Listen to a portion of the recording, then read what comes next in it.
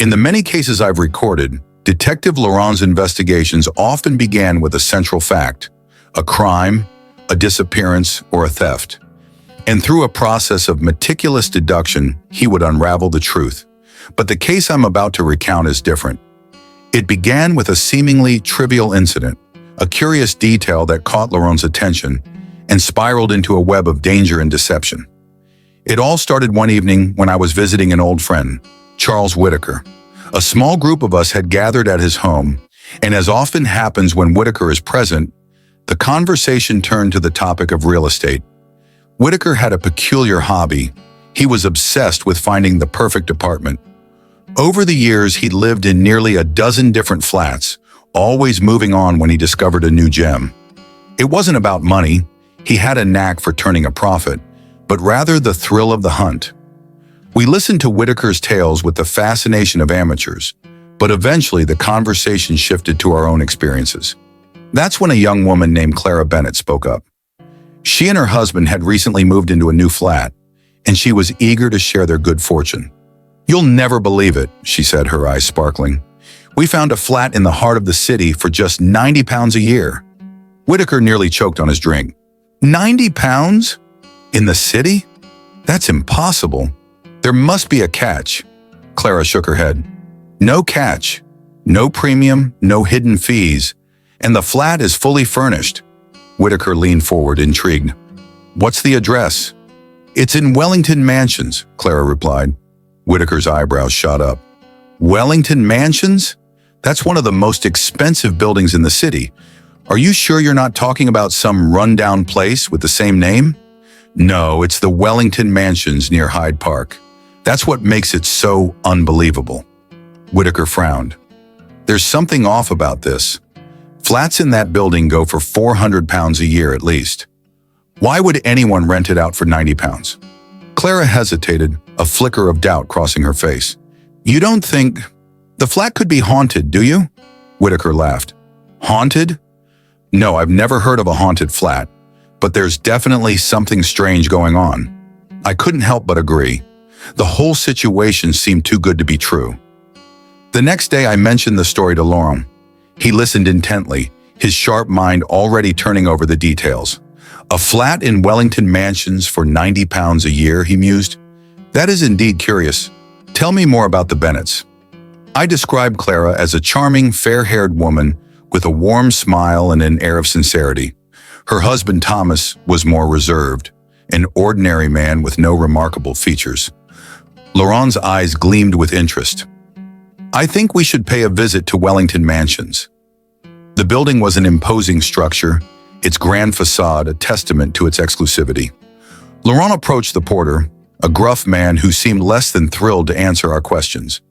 "Do you know if a Mr. and Mrs. Bennett live here?" Laurent asked. The porter grunted. "Flat 3, second floor. They've been here about 6 months." I was stunned. 6 months? But Clara said they just moved in. Laurent gave me a knowing look. "It seems, my friend, that not everything is as it appears." Over the next few days, Laurent conducted a series of discreet inquiries. He discovered that the flat had been rented under unusual circumstances and that several previous tenants had left abruptly, often without explanation. One evening, Laurent turned to me with a grave expression. "I believe we are dealing with something far more sinister than a simple bargain flat. There is a pattern here, and it leads to a dangerous game." The following night, we returned to Wellington Mansions, this time under the cover of darkness. Laurent had arranged for us to access the building through a service entrance, and we made our way to the Bennett's flat. As we approached the door, we heard voices inside, angry, urgent whispers. Laurent motioned for me to stay back as he listened intently. Suddenly, the door flew open, and a man rushed out, nearly colliding with us. Laurent acted quickly, subduing the man with a swift, practiced move. Inside the flat, we found Clara Bennett, her face pale with fear. "Who are you?" she demanded. Laurent stepped forward, his voice calm but firm. "We are here to uncover the truth, and I believe you have something to tell us." Clara hesitated, then sighed. "You're right. We're not who we say we are. My name isn't Clara Bennett, and my husband isn't Thomas. We've been hiding here for months, trying to stay one step ahead of..." Them. Them? I asked. The people who want us dead, she replied. We were part of an organization, but we tried to leave. They don't take kindly to deserters. Laurent nodded. And the flat? Why here? It was supposed to be a safe place, Clara explained. We thought we could disappear, start over. But they found us. They always find us. As she spoke, I noticed movement in the shadows. A figure emerged holding a knife. Laurent reacted instantly, disarming the man with a swift kick. But more figures appeared, surrounding us. It's a trap, Laurent said grimly. They knew we'd come. The room erupted into chaos.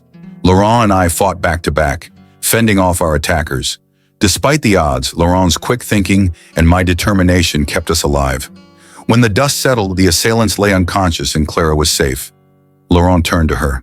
You must come with us. We'll take you somewhere secure. She nodded, tears in her eyes. Thank you. I didn't think anyone would believe us. As we left the flat, Laurent explained the full extent of the conspiracy. The organization Clara and her husband had fled was a powerful criminal network, and the bargain flat had been a lure to draw them out of hiding. The previous tenants had been decoys, meant to throw off suspicion. But why go to such lengths, I asked. Because Clara and her husband know too much, Laurent replied. They have information that could bring down the entire organization. And now, thanks to their bravery, we have a chance to do just that. The case was far from over, but as we walked away from Wellington Mansions that night, I couldn't help but marvel at Laurent's brilliance.